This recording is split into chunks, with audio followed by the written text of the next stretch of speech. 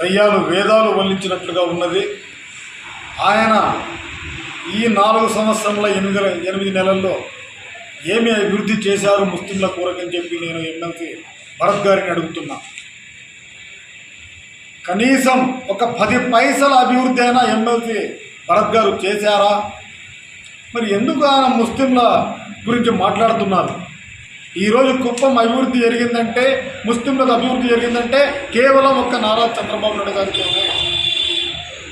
ఈరోజు మనం చూస్తున్నాం కుప్పం నియోజకవర్గంలో ప్రతి మండలంలో, ఏ మండలంలో వెళ్ళినా కూడా ముస్లింల కొరకు మరి ఖబరస్థాన్లు అయితేనేమి, మరి మసీదులకు మరమ్మతులు అయితేనేమి, షాదీఖానాలు అయితేనేమి నిర్మించింది ఎవరంటే చంద్రబాబు నాయుడు గారు. అయ్యా భరత్ గారు, మీరు ఒక్క అభివృద్ధి మీ హయాంలో చేశారా? చూపించండి. నేను మీకు సవాల్ విసురుతున్నా. మీరు కానీ మీ నాయకులు కానీ ఎక్కడైనా ఒక పుల్లైనా మరి ముస్లింల కొరకు చేశారా? మరి మీకు నోటి నుండి మేము అభివృద్ధి చేశామనే మాట ఎలా వస్తున్నదో నాకు అర్థం కావడం లేదు. ఈరోజు మనము కుప్పం మున్సిపాలిటీలో చూస్తున్నాం. కుప్పం పట్టణ నడిబొడ్డులో షాదీఖానా దాదాపు 57 లక్షల రూపాయలతో నిర్మించడం జరిగింది. మరి అలాగే మసీదు కూడా మరి దాదాపు 15 లక్షల రూపాయలతో నిర్మాణం చేపట్టడం జరిగింది. కానీ మీరు ఏ మసీదుకైనా ₹1 ఇచ్చారా?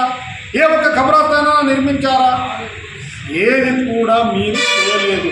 మీకు ఓటు అడిగే హక్కు కూడా ముస్లింలకు లేదని చెప్పి నేను భరత్ గారికి తెలియజేస్తున్నా. ముస్లింలకు అభివృద్ధి జరిగిందంటే, ముస్లింల సంక్షేమం గురించి ఆలోచించారంటే అది ఏకైక నాయకుడు శ్రీ నారా చంద్రబాబు నాయుడు గారు తప్ప ఎవరు లేరని చెప్పి నేను ఈ సందర్భంగా తెలియజేస్తున్నాను. మరి జగన్ రెడ్డి చేసిన మోసం ముస్లింలకు అంతా ఇంత కాదు. ఆయన పాదయాత్రలో ఏం చెప్పాడు? ఇస్లామిక్ బ్యాంక్ ఏర్పాటు చేస్తానని చెప్పాడు, వక్ఫ్ ఆస్తులు కాపాడుతానని చెప్పాడు, వక్ఫ్ ట్రిబ్యునల్ కోర్టును ఏర్పాటు చేస్తానని చెప్పాడు. వక్ఫ్ ట్రిబ్యునల్ కోర్టు ఎక్కడ?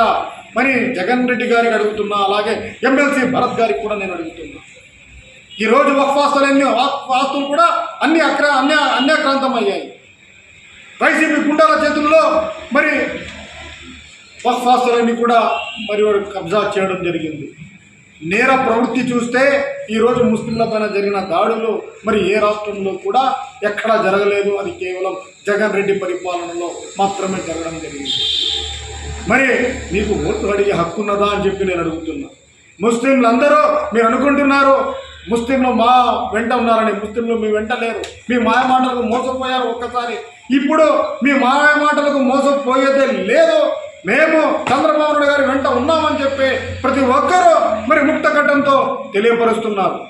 కుప్పంలో ముస్లింలందరూ కూడా మరి వారి నోటి నుండి ఒకే ఒక మాట వినిపిస్తున్నది. మా యొక్క నారా చంద్రబాబు హమారా అనే మాట వినిపిస్తున్నది. భరత్ గారు, ఇప్పటికైనా మీరు అర్థం చేసుకోండి.